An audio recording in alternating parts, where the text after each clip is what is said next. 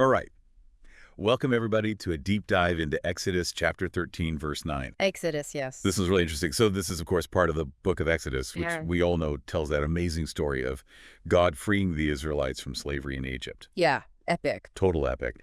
And in this particular verse, it's talking about connecting those physical reminders to spiritual commitment. Yeah, It's like, how do you make your faith something you actually, live, not just think about? right. Yeah, how do you make it real? Exactly. So, verse 9 uses this really vivid language like sign on your hand and reminder on your forehead. I mean, talk about intense imagery. What do you make of that? Well, first thing that jumps out at me, right, is just how prominent those would have been in that culture, in that time period. We're Yeah. talking prime real estate. Your hands, your forehead, I mean, those are like constantly on display. Yeah, you can't miss them. Right. So some scholars think this might have been taken super literally, like actual physical markings. Maybe even tied to like the phylacteries that some Jewish communities use even today. Oh, yeah, those little boxes with scriptures inside. Exactly. But some other scholars think these signs were more metaphorical. So, like, more of a mental reminder than a physical one. Yeah. Kind of like a constant reminder to keep God's commandments at the forefront of your mind. So, like, with every action, every decision you're making, you're checking it against those principles. Hmm. So not so much about branding yourself, but more about letting those beliefs, like, actually shape your daily life. Yeah. It's making your faith an active part of your world, not just a fleeting thought. It's there with you all the time. Totally. Which, speaking of that, brings me to the next part. The law of the Lord on your lips.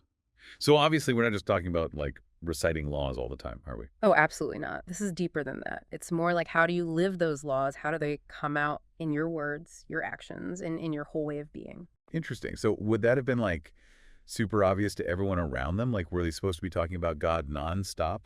You know, I don't think it was necessarily about constant preaching or anything like that. It's more subtle, I think.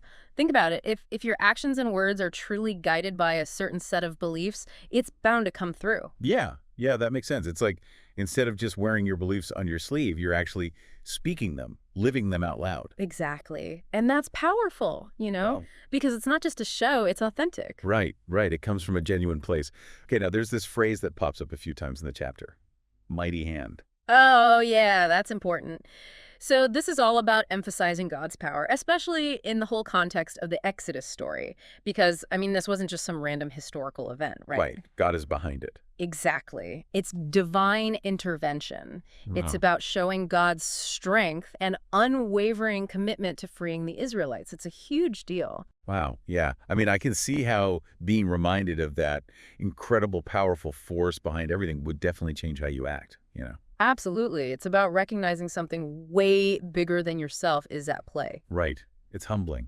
Yeah. So to bring this back to all of us listening, what are your signs or reminders? I mean, what are the things you carry with you in your heart, in your actions that actually reflect your core values? Yeah. Like, what's the mighty hand guiding your choices? Exactly. It's something to think about. Yeah, it really is. And ultimately, Exodus 13.9 is reminding us that real profound commitment, Mm. it requires both inward reflection and outward expression.